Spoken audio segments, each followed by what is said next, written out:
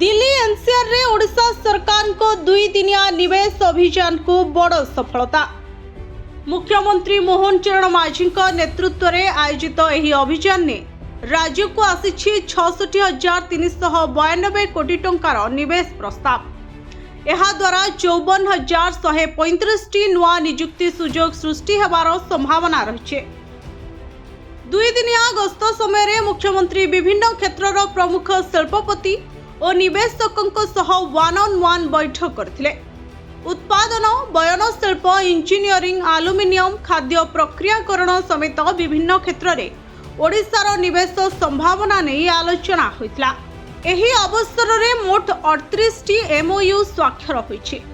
एहा जरिया 64,703 कोटी टंकार निवेश एवं 40,071 निजुक्ति सृष्टिर संभावना रही।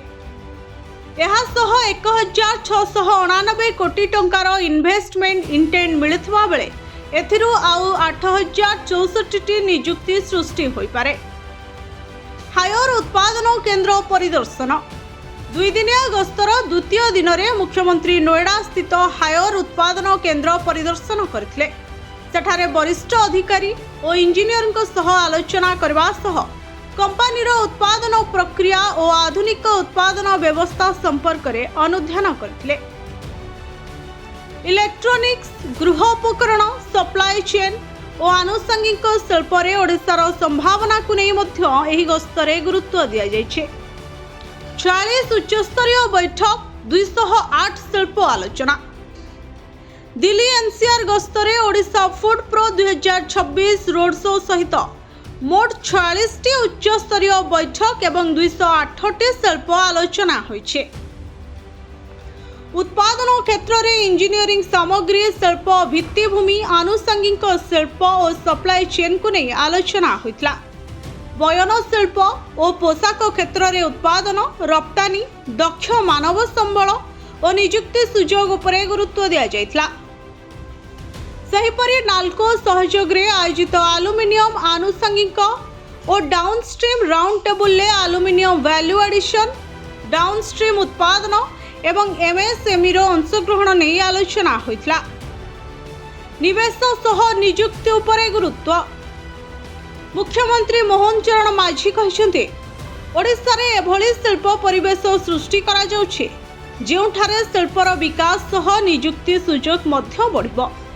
केवल निवेश आकर्षण नुहे, स्थानीय सप्लाई चेन को सुदृढ़ करवा एवं ओडिशार युवक युवती नुआ सुजोग सृष्टि करवा सरकार को लक्ष्य बोली से कहते। मुख्यमंत्री कहते पूर्वोदय पई ओडिशा एवं संपूर्ण प्रस्तुत। शिल्प जगतरू मिलिथिबा प्रतिश्रुति उत्साहजनक बोली कहवा सह डबल इंजिन सरकार को नेतृत्व में ओडिशार शिल्प विकास को नुआ शिखर को नेबा को सरकार प्रतिश्रुतिबद्ध बोली से कहते। शिल्प मंत्री संपत चंद्र स्वाई कहते दिल्ली एनसीआर रे शिल्प जगतरू मिलिथिबा प्रतिक्रिया ओडिशार निवेश परिवेश प्रति बढ़ुतुबा आत्मविश्वास को दर्शाउछे। आलोचनारू आसीथिबा निवेश आग्रह को भूमि स्तरर प्रकल्प रे परिणत करबा उपरे सरकार गुरुत्व दैछन्ते। 2 दिनिया दिल्ली एनसीआर अभियान शेष करी 66,392 कोटी टंकार पुंजी निवेश एवं 54,135 नूतन निजुक्ति सुजोग बड़ संभावना नहीं ओडिशा फेरिछन्ते मुख्यमंत्री। शिल्प जगतर बढ़ुतुबा भरोसा राज्यर शिल्पायन प्रक्रिया को आहुरी गति देव बोली आशा करा जाउछे। Bureau report, Odisha fast.